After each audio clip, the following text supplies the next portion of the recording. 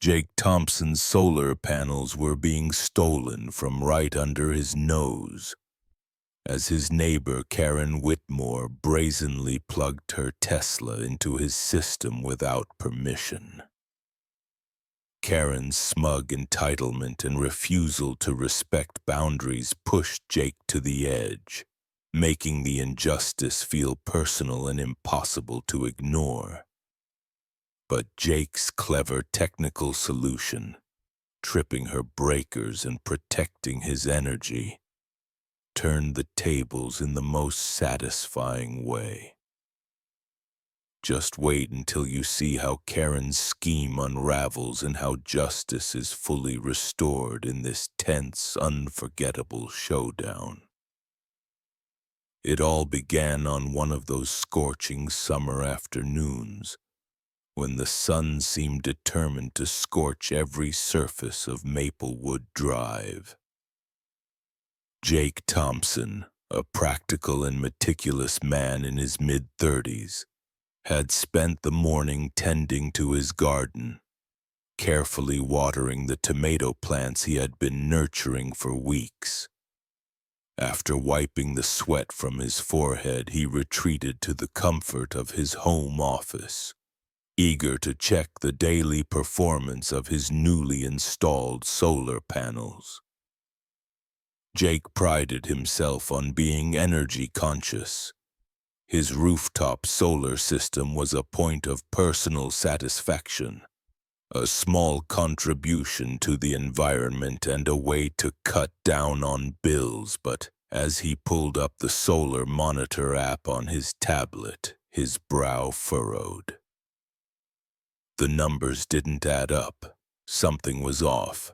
The output of his solar array, which usually fluctuated predictably based on sunlight, showed sudden, inexplicable drops during the peak hours of the day. Initially, Jake assumed it might be a technical glitch, perhaps a wiring fault or an inverter malfunction. He tapped the screen, refreshed the app, and even rebooted the system, but the readings persisted. Curiosity turned into disbelief as he dug deeper, reviewing the logs in detail. There it was, a consistent pattern of energy siphoning that coincided perfectly with the times his neighbor's Tesla was plugged in. His eyes widened, and a cold wave of anger began to rise in his chest. Karen Whitmore, the woman who lived 3 doors down, had apparently been using his electricity without permission. And this wasn't a one-time incident. The data suggested she had been doing it for weeks. Jake's frustration was immediate and intense. Karen Whitmore was a figure that Maplewood Drive had long whispered about. She was known for her assertive, often overbearing nature, constantly poking into the business of neighbors and enforcing her own version of community rules. People called her the neighborhood watchdog, but in reality she had a knack for inserting herself into situations where she had no right to intervene, and now, it seemed, she had crossed a line that was purely personal. With a tense jaw and a rising heartbeat, Jake stormed out of his house, tablet in hand, determined to confront her. As he approached her driveway where her Tesla gleamed under the relentless sun, he saw her casually leaning against the car, scrolling through her phone completely unfazed. Karen's expression was one of amusement, her lips curling into a small, self-satisfied smile as she looked up.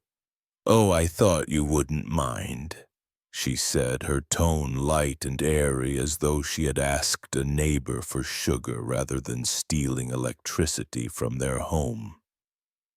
She waved her hand dismissively, a gesture that seemed to mock the very concept of ownership and consent. Jake's blood boiled. The audacity of it struck him with full force. He opened his mouth, ready to unleash a torrent of words, but even as he struggled to articulate his outrage, he felt the initial surge of shock shift into a deeper, more personal anger. This was not just about the cost of electricity. It was about respect, boundaries, and the principle of living in a community where people honored each other's property. Karen's actions were a violation, plain and simple, and the casual nonchalance with which she carried them out made it sting even more. He looked around, noticing the other neighbors going about their routines, oblivious to the tension unfolding in the driveway. The unfairness of it struck him hard. He had always been a law-abiding, conscientious homeowner, careful with his investments and considerate of those around him. And yet, here was Karen, flaunting a blatant act of theft in the open, relying on her perceived authority within the HOA to shield her. Jake's heart raced as he clenched his fists at his sides. The heat of the afternoon sun now mirrored the heat rising inside him, a fiery mix of indignation and disbelief. For a long moment he simply stood there, staring at Karen in her car, feeling the weight of the injustice. This was the moment when frustration turned into resolve, the seed of determination that would soon grow into action. In that blazing summer heat, surrounded by the quiet hum of suburban life, Jake understood something clearly. This was not a minor dispute. This was a violation that demanded attention, strategy, and a firm stance, and he wasn't about to let Karen get away with it. The days following Jake's confrontation with Karen Whitmore stretched on like a slow, unrelenting weight. At first, he tried to dismiss the incident as a temporary annoyance, something that might resolve itself if he simply ignored it. But the numbers on his solar monitor told a different story. Every glance at the app felt like a punch in the gut. The meter's logs clearly showed continued energy siphoning from his home. Karen's Tesla was still drawing electricity without permission, and the pattern of theft was relentless. Jake felt a growing knot of frustration tighten in his chest. The injustice wasn't just inconvenient. It had begun to seep into every aspect of his daily life. Morning coffee felt bitter. His focus at work was fractured, and even the simple act of opening his mailbox now carried a twinge of anxiety. Each inflated bill that arrived at his doorstep was a reminder that his home, his hard-earned investment, was being violated under the guise of HOA convenience. It was more than money. It was about principle, about the simple expectation that neighbors respect one another. Determined to resolve the matter without escalation, Jake attempted reasoned conversation. He knocked on Karen's door, taking care to maintain a calm demeanor. "Karen, I need to talk about the Tesla," he began, showing her the readings on his tablet. "This isn't just about the electricity cost. It's a matter of fairness. You can't keep drawing from my system." Karen listened, arms crossed, but her expression only hardened. "Oh, Jake," she said lightly, "the HOA rules let residents share resources if it's convenient. I'm just borrowing energy for the car. I don't see the problem. Her words hit him like a cold wave. She wasn't merely denying wrongdoing. She was asserting entitlement, framing theft as convenience. Jake felt the surge of anger he had felt earlier twist into something heavier. Helplessness. Logic, reason, and evidence mattered little to her.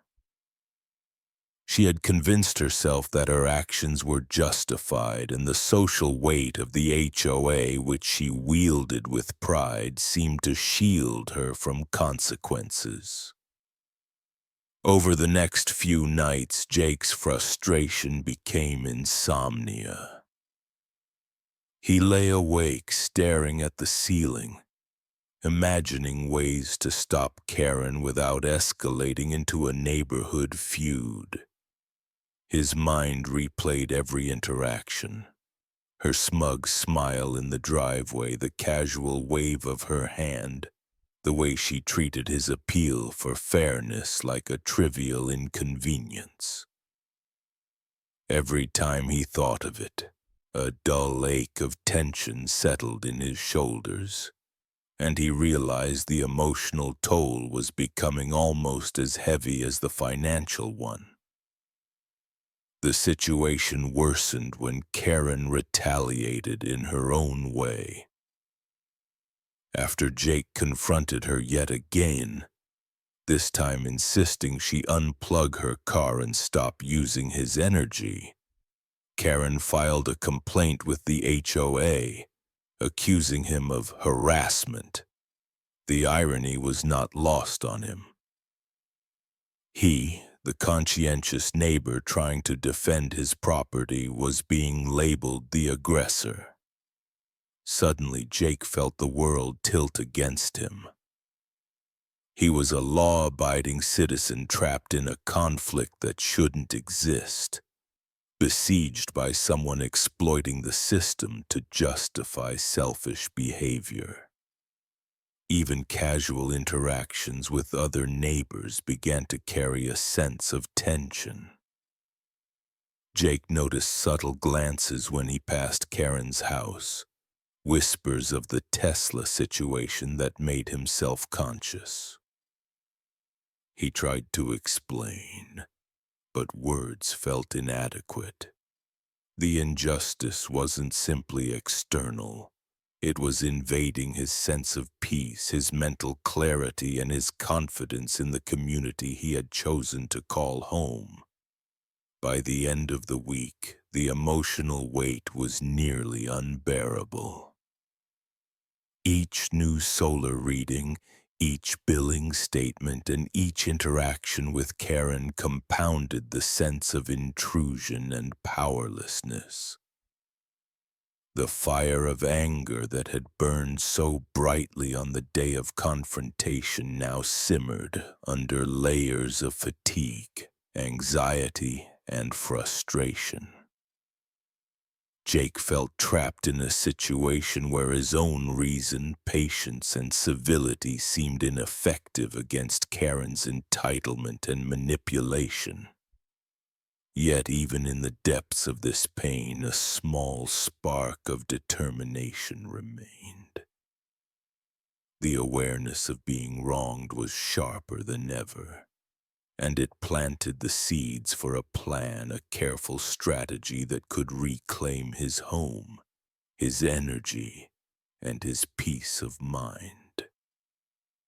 But for now, Jake was left to endure the daily sting of injustice, the sleepless nights and the gnawing feeling that his sanctuary had been violated. The oppressive tension that had plagued Jake for days began to lift the moment an idea sparked in his mind.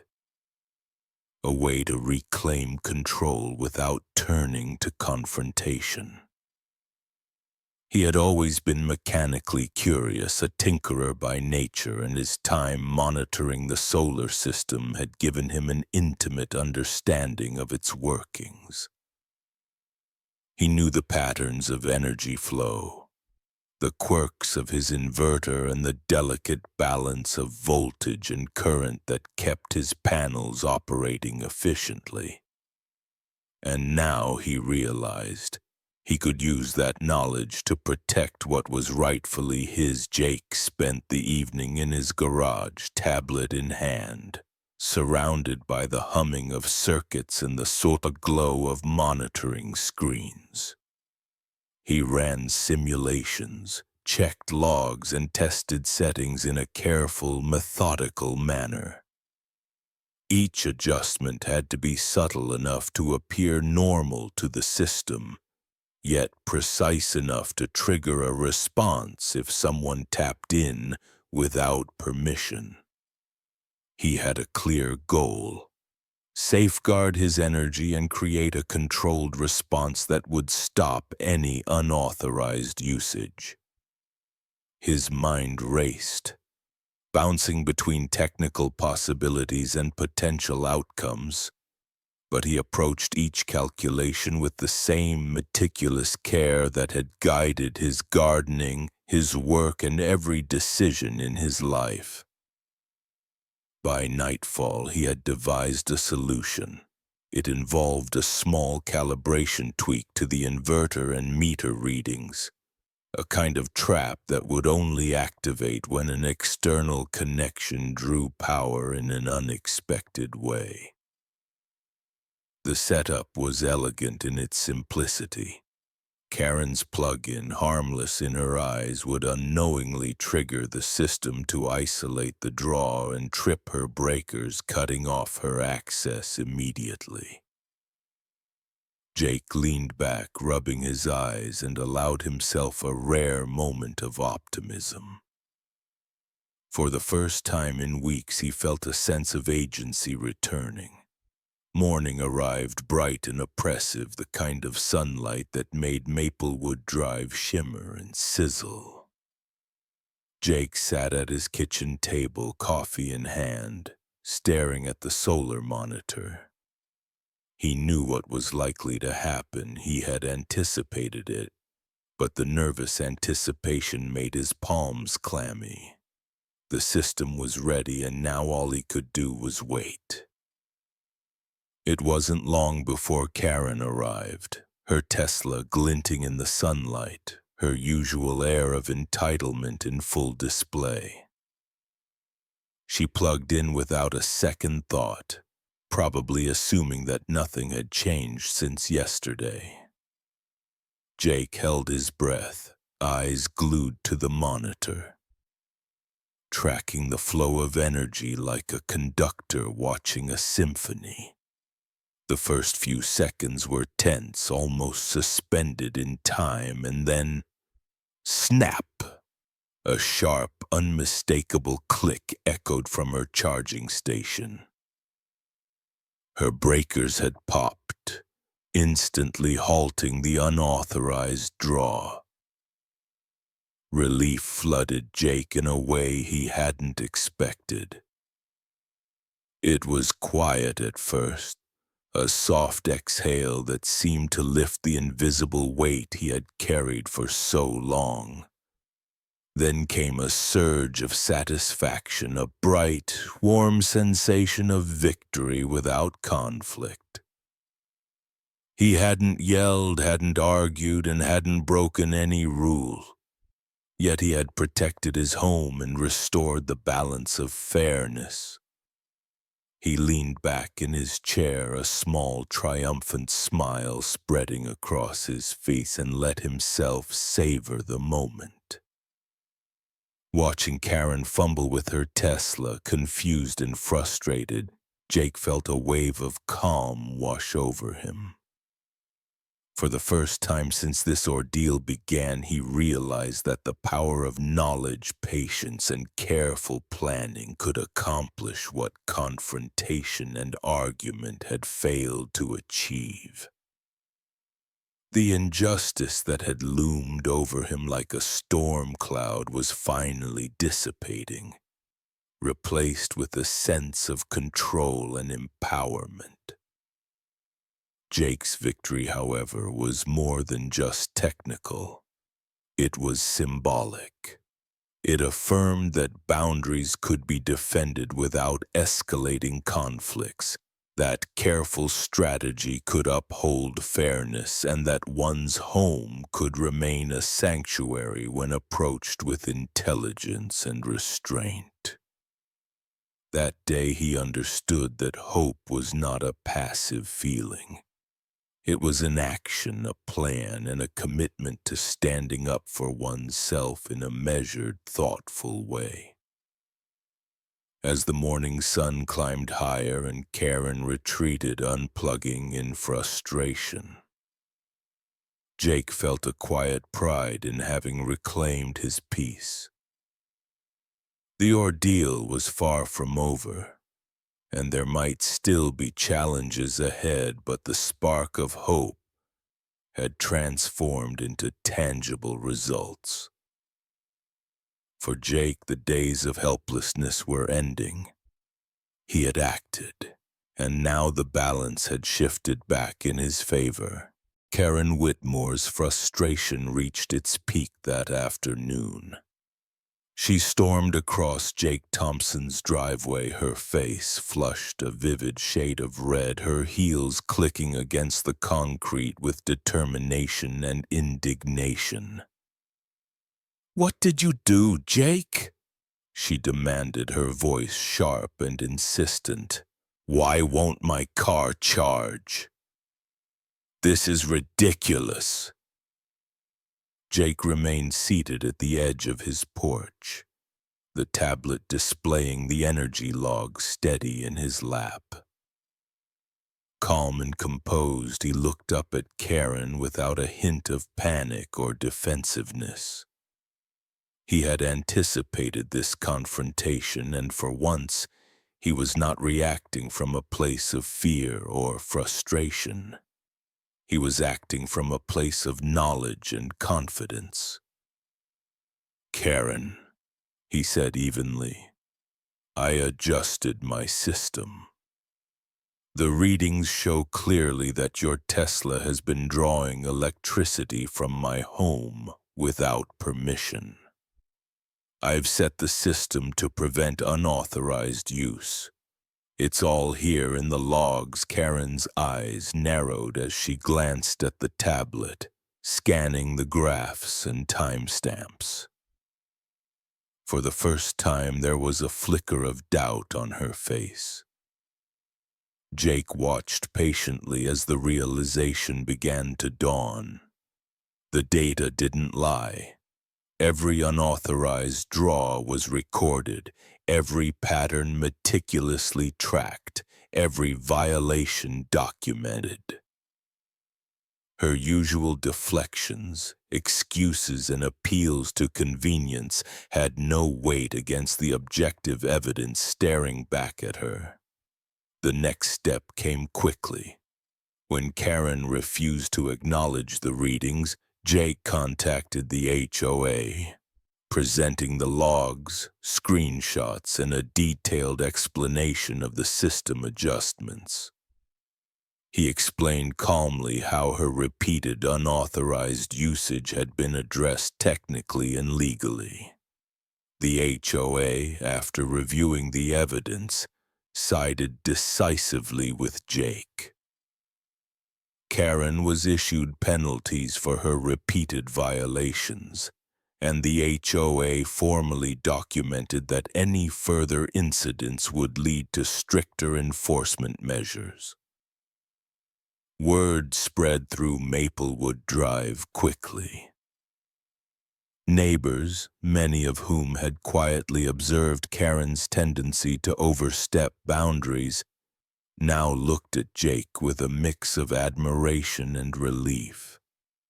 His clever solution became a story repeated over back fences and in community emails. A story of brains over bluster, of strategy over confrontation. People marveled at his calm, calculated approach, appreciating the ingenuity that had protected his property while avoiding unnecessary drama. For Jake, the outcome was more than a technical victory. sitting back on his porch, sipping a long overdue cup of coffee. He felt a profound sense of restoration, not only of his electricity but of his dignity, peace of mind, and sense of personal agency. He had stood firm not through anger or force, but through patience, intellect, and strategic action. The ordeal that had begun as a simple annoyance had evolved into a lesson in self-control, resilience, and the quiet power of doing the right thing the right way. Karen, meanwhile, retreated in defeat, her confident posture diminished, her attempts to assert authority rendered ineffective. Watching her walk back toward her home, Jake felt a wave of empathy mixed with satisfaction. It wasn't merely triumph over another person. It was triumph over injustice, over entitlement, over the small but real forces that had threatened his peace. As the sun began to set, casting warm gold across the rooftops, Jake reflected on what he had learned. Standing up for what is right sometimes requires more than confrontation. It requires thought, ingenuity, and the courage to act thoughtfully when emotions run high. His victory wasn't just about electricity. It was about asserting boundaries, earning respect, and demonstrating that fairness can prevail when approached strategically. Neighbors began to greet him with smiles and nods, a quiet acknowledgement of his perseverance. Even those who had once viewed him as quiet or unassuming now saw a different side, a person who could protect his interests calmly and effectively without escalating conflict unnecessarily. Jake realized that this was the true victory, a restored sense of justice, a reclaiming of personal power, and an example for others in the community to follow. That evening, as he closed the tablet and finally allowed himself to relax, Jake understood something profound. Real strength isn't measured in volume or intimidation. It's measured in clarity, patience, and the quiet confidence to act decisively when it matters most. And in Maplewood Drive, that quiet strength had just spoken loudly and unmistakably.